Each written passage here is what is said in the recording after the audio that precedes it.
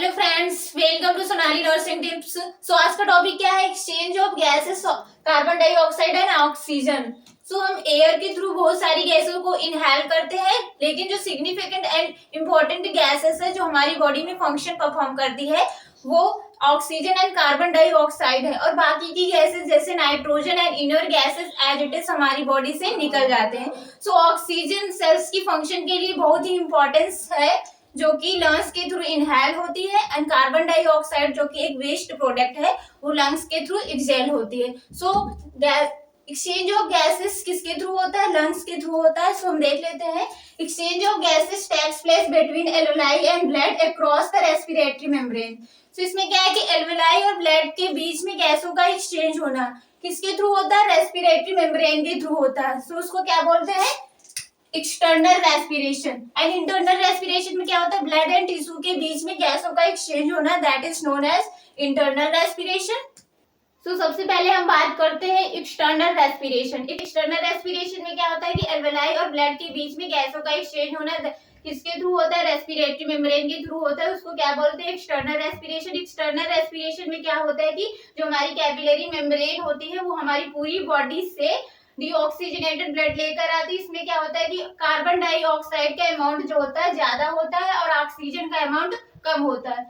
लेकिन जो एल्वेलाई में क्या होता है कि ऑक्सीजन का अमाउंट भी ज्यादा होता है, कार्बन डाइऑक्साइड का अमाउंट भी ज्यादा होता है। सो एल्वेलाई क्या करती है? ये एल्वेलाई से कैपिलरी मेम्ब्रेन जो होती है ऑक्सीजन ले लेती है, और जो कैपिलरी मेम्ब्रेन होती है ये कार्बन डाइऑक्साइड एल्वेलाई को दे देती है। सो इससे क्या होता है? Exchange of gases between the alveoli and blood.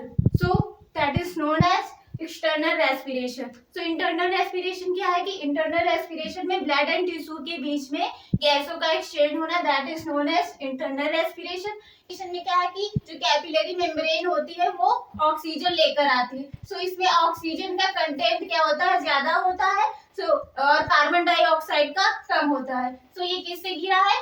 Tissue से घिरा हुआ है। इसमें क्या है कि कार्बन डाइऑक्साइड का अमाउंट ज्यादा है, लेकिन जो कार्बन डाइऑक्साइड है वो कैपिलरी मेम्ब्रेन में चली जाती है, और कैपिलरी मेम्ब्रेन में क्या है? ऑक्सीजन है। ये ऑक्सीजन जो है टिश्यू में ट्रांसफर हो जाती है। क्या होता है? Exchange of gases between the blood and tissues. किसके बीच में? ब्लड एंड टिश्यू के बीच में गैसों का एक्सचेंज होना, that is known as internal respiration. होता है by the process of the diffusion. अब ये डिफ्यूजन क्या होता है देख लेते हैं। Movement of any substance from higher concentration to lower concentration until equilibrium establish. इसमें क्या होता है? किसी भी सब्सटेंस का हायर कंसंट्रेशन से लोअर कंसंट्रेशन की तरफ मूव करना जब तक इक्विलिब्रियम मेंटेन ना हो जाए। फॉर एग्जाम्पल, जैसे कि कोई एक सेंट की बॉटल ले और उस सेंट की बॉटल को रूम के कॉर्नर में उसको तोड़ दे। सेंट की बॉटल में क्या है कि कंसंट्रेशन ज्यादा है, जिसकी वजह से वो पूरे रूम में फैल जाएगी, इक्विलिब्रियम मेंटेन नहीं होगा।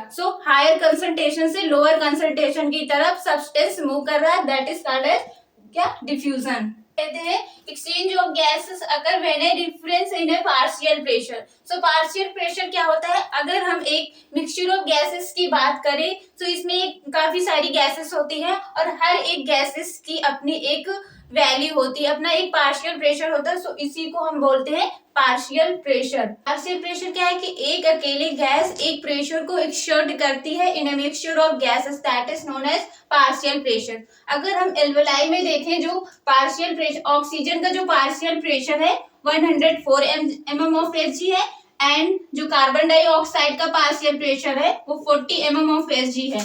एंड अगर हम कैपिलरी में देखें जो ऑक्सीजन का पार्शियल प्रेशर है 40 mm of Hg है, एंड कार्बन डाइऑक्साइड का 46 है। एल्वेलाई में ऑक्सीजन का partial pressure 104 mm of Hg है, इसमें क्या है कि ज्यादा है। और कैपिलरी में देखें तो ऑक्सीजन का पार्शियल प्रेशर कितना है?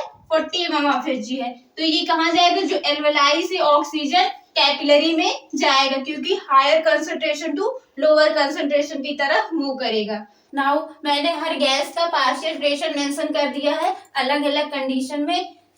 एटमॉस्फेरिक में जो ऑक्सीजन का पार्शियल प्रेशर है वो कितना होगा?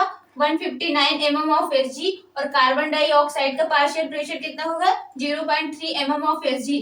अगर हम एल्वियोलर एयर में देखें, जो ऑक्सीजन का पार्शियल प्रेशर है 104 mm ऑफ Hg, एंड अगर हम कार्बन डाइऑक्साइड का पार्शियल प्रेशर देखें 40 mm of Hg। Pulmonary capillary में कितना होगा? ऑक्सीजन का partial pressure 40 mm of Hg and carbon dioxide का partial pressure 46 mm of Hg। Arterial end में देखेंगे, अगर ऑक्सीजन का partial pressure 95 of mm of Hg and अगर कार्बन डाइऑक्साइड का पार्शियल प्रेशर देखेंगे तो 40 mm ऑफ Hg। कैपिलरी में जो ऑक्सीजन का पार्शियल प्रेशर है वो 40 mm ऑफ Hg है एंड कार्बन डाइऑक्साइड का पार्शियल प्रेशर कितना है? 46 mm of Hg। Exchange of gases between lungs and blood. Firstly हम बात करते हैं, ये हमारा क्या है कि हार्ट्स है। हार्ट्स के इसमें क्या है कि 4 चैम्बर्स है, right atrium, right ventricle, left atrium, left ventricle. And जो राइट साइड क्या होता है हार्ट के, डीऑक्सीजनेटेड ब्लड होता है जो कि सुपीरियर वेना कावा से राइट एट्रियम में आता है और राइट एट्रियम से राइट वेंट्रिकल में जाता है और राइट वेंट्रिकल से पल्मोनरी आर्टरी में आता है।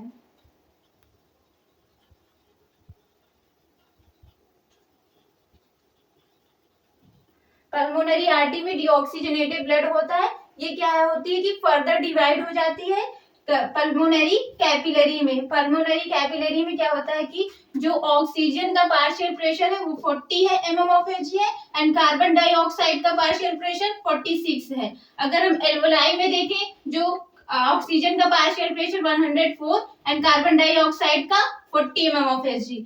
सो हम कैपिलरी में देखेंगे तो जो ऑक्सीजन का पार्शियल प्रेशर है 40 है एंड अगर एल्वोलाई में देखें तो जो ऑक्सीजन का पार्शियल प्रेशर है 104।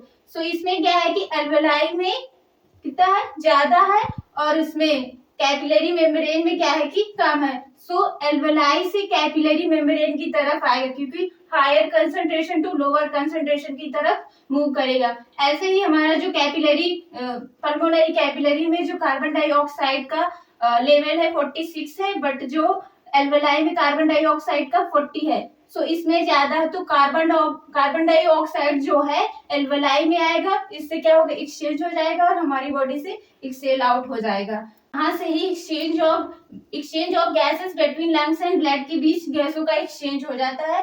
सो अब इसमें क्या है कि जो हमारा ये पल्मोनरी वेन है, पल्मोनरी वेन जो है ऑक्सीजनेटेड ब्लड लेकर आ रही है। ऑक्सीजनेटेड ब्लड ये लेफ्ट एट्रियम में आएगा, लेफ्ट एट्रियम से लेफ्ट वेंट्रिकल, लेफ्ट वेंट्रिकल से आयोटा, आयोटा में आने के बाद ये पूरी बॉडी को ब्लड ऑक्सीजनेटेड ब्लड सप्लाई करेगा। फिर देख लेते हैं exchange of gases between blood and tissues. इसमें क्या होता है, जो आयोटा है फर्दर ब्रांच में डिवाइड होती है, कैपिलरी में डिवाइड होती है, जिसको क्या बोलते हैं? Arterial end of the capillary. और arterial end of the capillary ये कहाँ जाती है? टिश्यू के पास जाती है, क्योंकि टिश्यू को ऑक्सीजनेटेड ब्लड देना है और कार्बन डाइऑक्साइड ले सके। आर्टियल एंड ऑफ द कैपिलरी का जो ऑक्सीजन का पार्शियल प्रेशर है वो 95 एंड कार्बन डाइऑक्साइड का 40 mm ऑफ Hg है।